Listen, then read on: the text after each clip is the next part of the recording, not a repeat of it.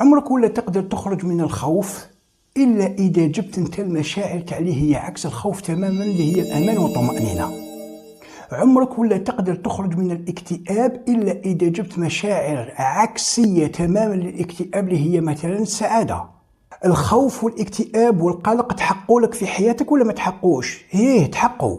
علاش؟ لأنك انت اللي جبت هذه المشاعر، فبالتالي تحقق لك هذه المشاعر تحققت لك في حياتك وأصبحت واقع في حياتك.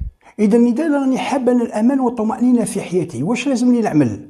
لازم لي نجيب المشاعر تاع الطمأنينة والسعادة في حياتي باش نقدر نعمر العقل الباطن تاعي باش يخدم لي ويشتغل عليها كيما اشتغل على مشاعر الخوف أو مشاعر القلق والاكتئاب. إذا كيفاش ندير باش نجيب المشاعر تاع الأمان والطمأنينة؟ هو أنه يكون عندك الشيء اللي راك حابه في حياتك. ما تقوليش بلي راني حاب السعادة في حياتي.